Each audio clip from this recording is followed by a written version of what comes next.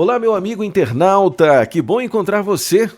Espero que você esteja bem. E aí, é de manhã, de tarde, de noite, de madrugada, não sei o horário que você está acompanhando essa conversa, mas a gente vai tratar, como o próprio podcast já incentiva a gente a pensar, o Freedom, justamente sobre liberdade religiosa, assunto que a gente tem que, se aprofundar, debater, conhecer, para compartilhar com as pessoas e fazer também com que essas pessoas se interessem por esse tema e defendam, então, a liberdade religiosa, que é tão importante. Estou aqui, inclusive, com o meu grande amigo, pastor Jimmy Cardoso. Vamos bater um papo legal aqui. Eu não sei se é de manhã, de tarde, de noite para quem está assistindo, só sei dizer que o clima aqui é de muita alegria. Pastor, muito bom te receber aqui novamente.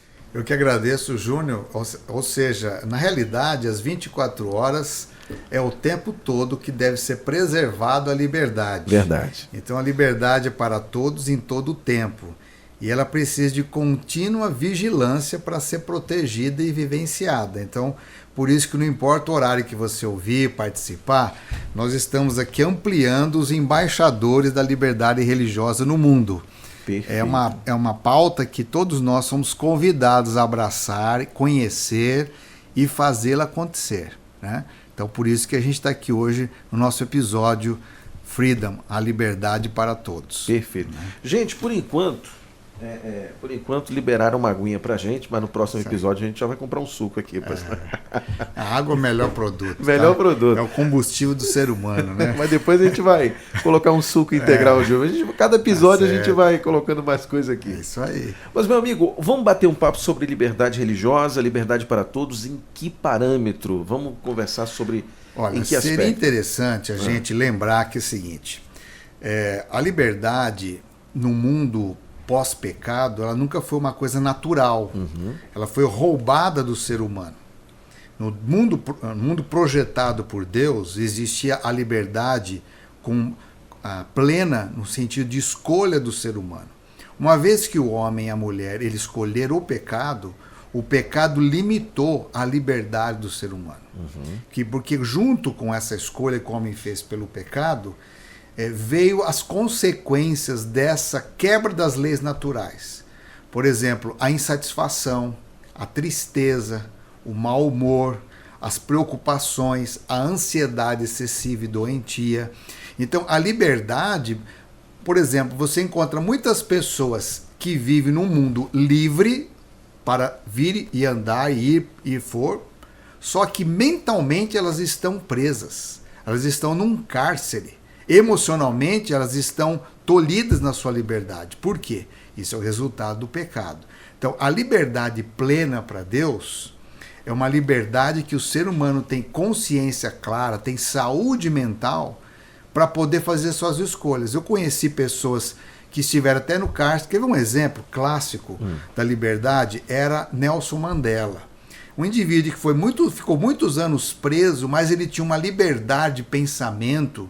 Ele construiu projetos e princípios que, quando ele sai do seu aprisionamento, ele leva o país a uma outra forma de compreender a liberdade, porque ele não deixou que as paredes e as grades roubassem dele a liberdade de consciência.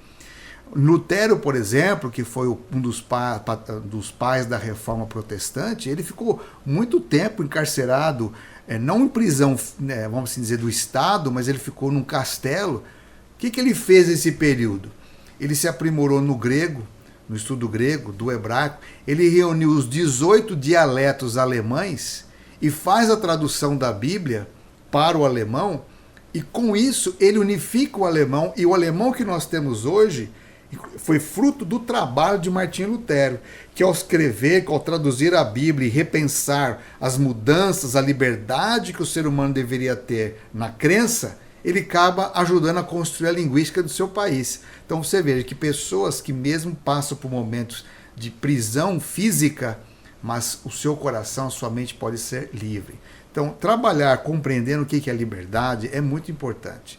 E, logicamente, que a Bíblia ela vai fazer toda uma história em cima disso, porque o livro sagrado, que é a Bíblia, que é comum para a humanidade, todos os povos em geral consideram a Bíblia como um livro sagrado, mesmo que alguns não venham adotá-lo como seu livro, mas ele A Bíblia, com sua forma de trazer os conhecimentos sobre Deus, vai mostrar quando a liberdade foi tolhida, quando ela foi novamente conquistada, o efeito da liberdade de crença para as pessoas, o que acontece quando os povos tolhem essa liberdade, quando ele rompe com o direito das pessoas de adorar. Então, assim, a Bíblia é um livro que deve ser continuamente estudado como fonte da compreensão da liberdade de crença.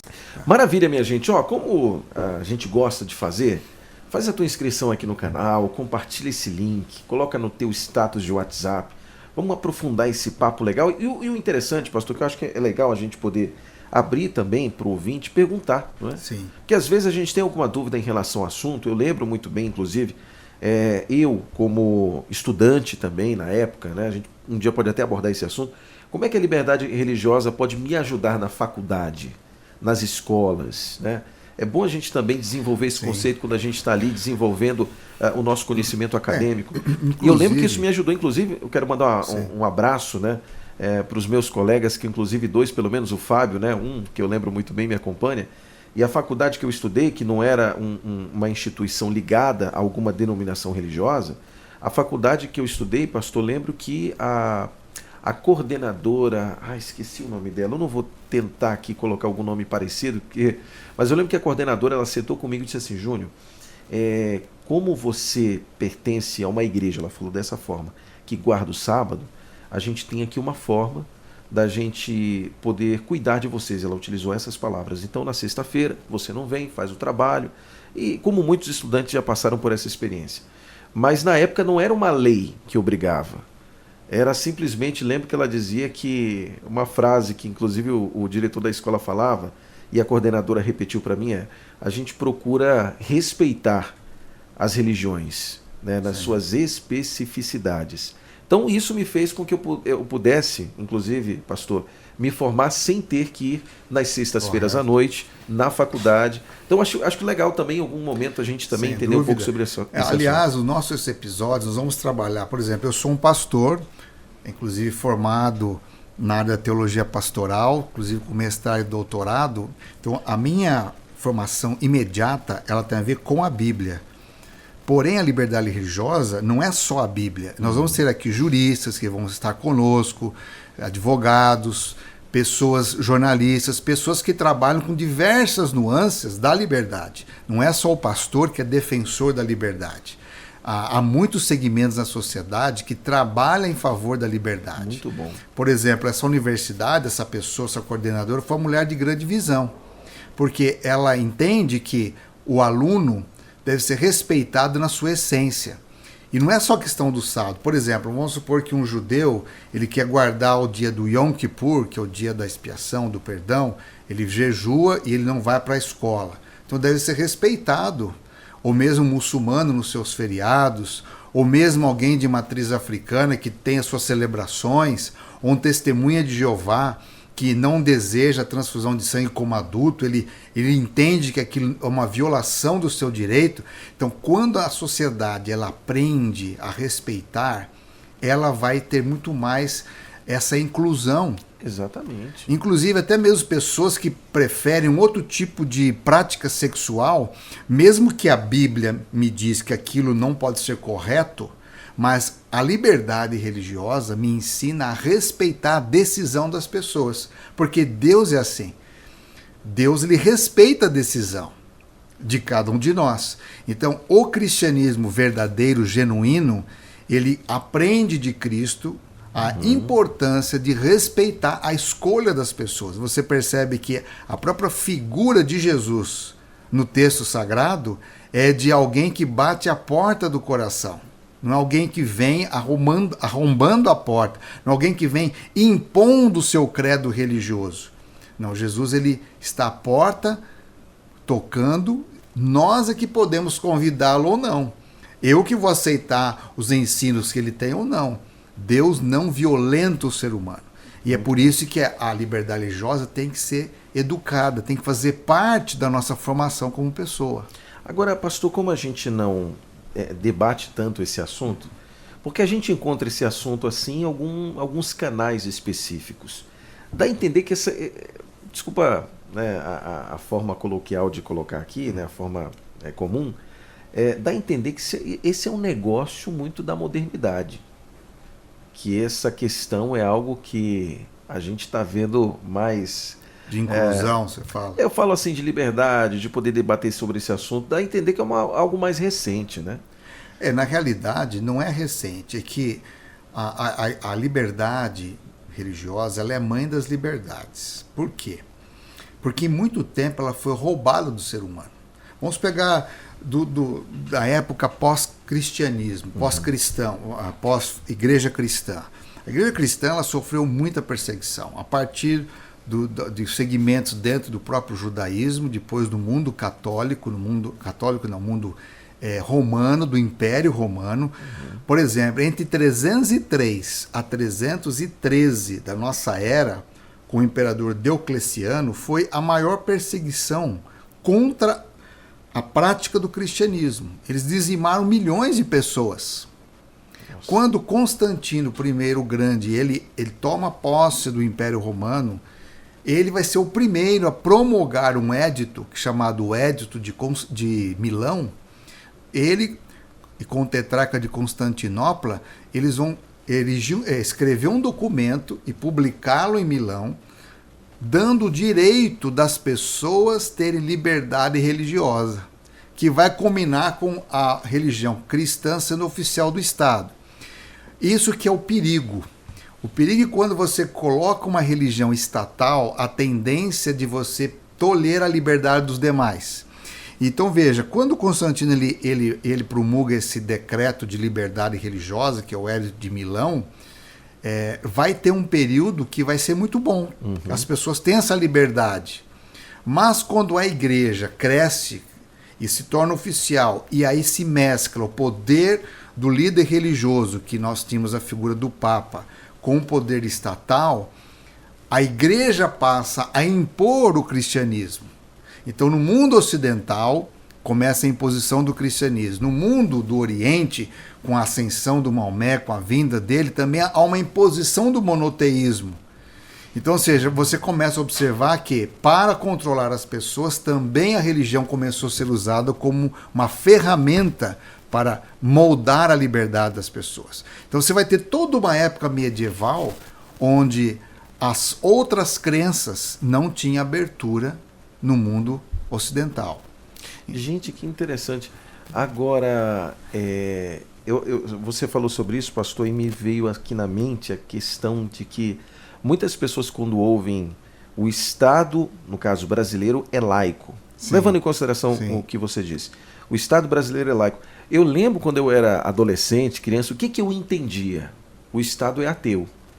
Sim, porque você não podia falar absolutamente nada de religião na escola, no ambiente escolar. Então, levando em consideração essa imposição que aconteceu ao longo da história, a gente tem um Estado laico, que não significa que é um Estado ateu, que dá liberdade para você praticar a religião que você, enfim, professa, é um avanço. A gente pode considerar que é um avanço. Sim, em relação foi um grande ao avanço. Que aconteceu na história? Embora, veja bem, por exemplo, o catolicismo foi a religião majoritária no Brasil e foi oficial no Brasil por séculos, recentemente o Brasil deixa de ser um Estado católico. Ou seja, ele tem a liberdade para as demais religiões. Mas o ser humano, em essência, ele sempre está procurando cercear a liberdade do outro. Sim. Por exemplo, recentemente, lá no Recife, houve uma manifestação para contestar por que alunos, no intervalo, vamos assim dizer, da escola, fazem grupos de estudo da Bíblia, bate-papo sobre a Bíblia, e a justiça brasileira entra com alguma situação para impedir isso. Ora, se o Estado é laico, eu tenho direito de conversar com os meus amigos de escola sobre religião. A escola em si, ela não vai ter que me punir por isso. Ou seja, porque é um direito do cidadão. Eu não posso, eu como pastor, chegar numa escola e querer impor a minha religião. Porque isso não é a prática do Estado laico. Mas um professor, ele pode, se os alunos perguntar, ele pode expressar? Pode. Inclusive, até existe no Brasil a ideia de se ter ensino religioso nas escolas. Não no intuito de defender uma religião, Mas é interessante que se possa falar sobre as diversas religiões, sem preferência, sem partidarismo. Ou seja, mostrar que a religiosidade faz parte da cultura do nosso país. Ali não é proselitista, ali é uma questão de informação, de aculturamento social e religioso. Então seria uma educação religiosa mais histórica. Sim, né, porque está no nosso DNA. Por exemplo, se você chegar numa sala de aula, você vai perceber que a maioria dos alunos são afiliados a algum tipo de crença, Verdade. mesmo a não crença.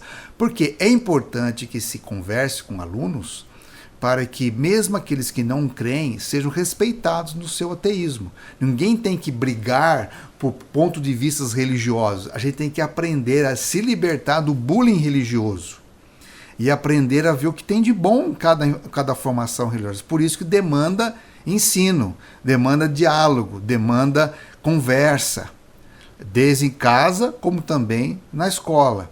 Então veja, a liberdade ela foi conquistada há muito sangue, entende?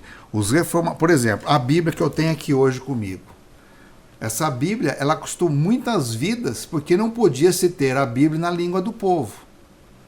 Ou seja, William Tyndale, um britânico que tentou traduzir a Bíblia para o inglês, ele foi morto por causa disso. Agora eu tenho uma curiosidade. Então, assim, demorou para que a humanidade pudesse entender o direito que eu tenho de poder escrever, traduzir e ensinar. Só que isso não era bem compreendido.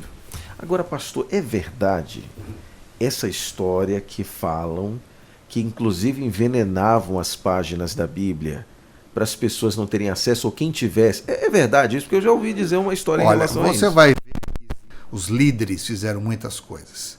Desde que esconder o livro, trancafiá-lo, para não ser livro de estudo, porque a Bíblia é um livro de libertação. É um livro que abre a mente do ser humano, porque ela é a palavra de Deus. Sim. Então, já se fizeram muitas coisas por causa da Bíblia. Já envenenaram suas páginas, já proibiram a sua leitura, já amarraram ela com correntes, entende? Já adulteraram textos dela, já colocaram outros livros para confundir aquilo que é o livro sagrado. Então você já viu, a Bíblia já foi usada como assim dizer, mesmo não sendo lida, mas foi usada como instrumento para exercer juízo de Deus. Não, porque a Bíblia está dizendo que é para fazer isso. Muitos, por exemplo, usam a lei do talião. Porque na Bíblia também falava no passado, dente por dente, olho por olho, dente por dente, então vamos fazer isso. Ou seja, utilizar o texto sagrado de uma forma completamente errônea. Então, que existiu páginas envenenadas, que existiu perseguição por ler a Bíblia. Por exemplo, na Idade Média, os valdenses foram pessoas do norte da Itália, Suíça, França, que eles fizeram de tudo para preservar o texto sagrado. Eles traduziam Bíblia, colocavam partes da Bíblia dentro dos produtos de alimentos ou das roupas que eles vendiam, porque eles eram empreendedores, porque a religião estatal não permitia fazer isso, não permitia as pessoas terem acesso à Bíblia e nem serem letradas. Quando você olha tanto para a igreja oriental, que usou muito das pinturas, né? E a igreja ocidental, que usou muito das estátuas, das imagens, e o culto, a missa era feito em latim, eles não entendiam, a maioria não entendia direito. Sim. Ok, então qual era a ideia? Que as pessoas não eram letradas, elas iam aprender baseado na formação do sacerdote, ele era a pessoa letrada, ele era o porta-voz do ensino, e as pessoas deveriam aprender o que eles ensinassem. Então, o que acontece com o passar do tempo? A tradição do cristianismo passa a ser mais importante do que a Bíblia. Então, quem rege a liberdade agora já é a igreja. O Estado é subalterno à igreja. Então, as pessoas não tinham acesso ao estudo, à leitura da Bíblia. Ou somente algumas partes que o sacerdote mencionava. E muitas vezes, por ser feito em latim, não entendiam. Então, a forma de praticar a religiosidade é pelo aquilo que se via. Ou seja, a igreja já não era mais a expressão da Bíblia. Não. Era como se fosse a Bíblia que é a expressão do que a igreja quer. Sim, era mais ou menos a igreja, a igreja utilizava parte, porque, ou seja, a igreja entende que a sua autoridade derivada da Bíblia, mas que ela passa a ter agora uma autoridade superior à tradição e os ensinamentos acadêmicos da igreja, que são, segundo a igreja, seus verdadeiros intérpretes, teriam mais preeminência do que a Bíblia na vida do povo. Então, aí que vem a reforma, que é voltar, colocar a Bíblia na vida das pessoas. Dar a oportunidade delas lerem e tomarem suas próprias conclusões. Então, essa foi uma das grandes contribuições que a reforma protestante trouxe. Porque a liberdade é algo da Bíblia. A igreja estava vamos assim dizer, assumiu a responsabilidade de dirigir a vida das pessoas, o que elas têm que comer, o que elas têm que beber, que dia que elas têm que fazer isso, fazer aquilo, quando na realidade Deus dá liberdade à pessoa escolher. Uhum. E foi isso que um dos resgates que a fé protestante trouxe. Embora não foi perfeita, porque muitos protestantes também, líderes, passaram a perseguir outros que não aceitavam agora. Então você vê que foi um ciclo assim muito, vamos dizer assim, um ciclo perigoso quando não se entende corretamente a liberdade. Foi uma conquista a longo prazo, o direito de você, por exemplo, ter a Bíblia, poder ler, o direito de você quiser ir na igreja ou não, no templo ou não, ou seja, essa liberdade ela foi conquistando aos poucos o que nós temos hoje. Nossa, pastor, eu confesso que veio aqui uma cronologia, posso assim dizer, aqui na minha mente, de quantas coisas aconteceram. Ou seja, a interpretação do que a gente tem de liberdade hoje religiosa era muito diferente daquela época. Sim, muito diferente. Hoje a gente tem uma percepção, respeitar a religião do outro, respeitar a crença do outro. O que eu acredito não deve ser imposto ao meu próximo, apesar de que há uma liberdade para ser ensinado, para ser oferecido esse conhecimento, mas isso não significa que eu tenho o direito de dizer, olha, ou você aceita isso ou você morre. Mas antes era assim. Como é que se conseguia colocar o respeito ao próximo, liberdade ao que o outro acredita nessa época? Era praticamente impossível. Sim, lógico, você vai dizer assim, não, mas naquele tempo as pessoas não eram letradas, elas não tinham possibilidade de ter escolas, só o clero que podia ter a universidade, então era elitizado o ensino.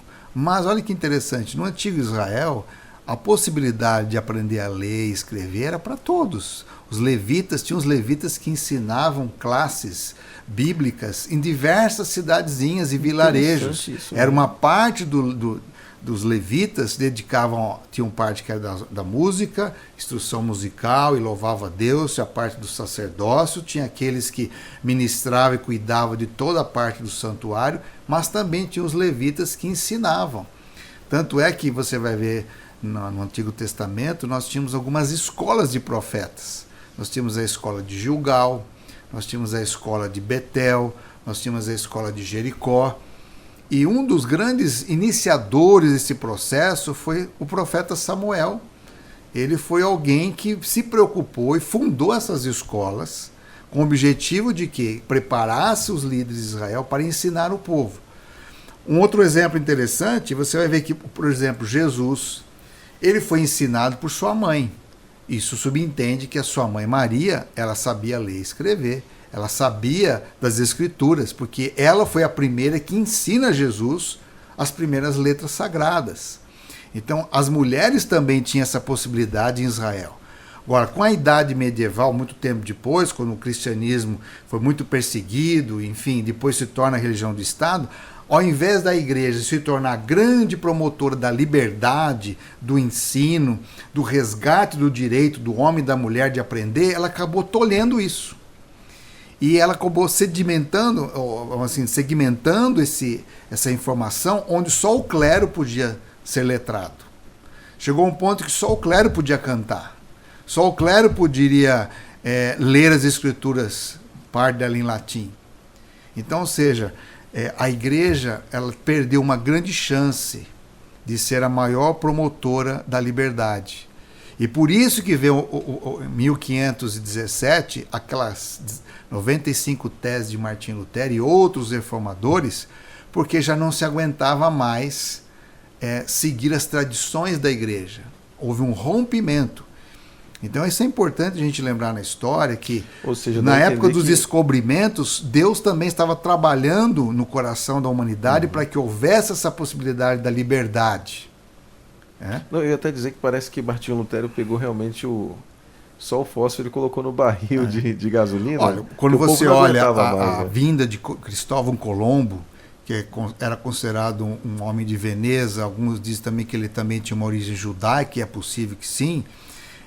Ele fez um grande trabalho. Às vezes não é muito bem reconhecido aqui no Brasil, mas na América do Norte, Colombo é muito respeitado, porque ele trouxe com a grande visão do novo mundo. Um novo mundo, talvez ele nem soubesse a importância disso. Praticamente, quase que 100 e poucos anos depois, é que vai fazer todo sentido.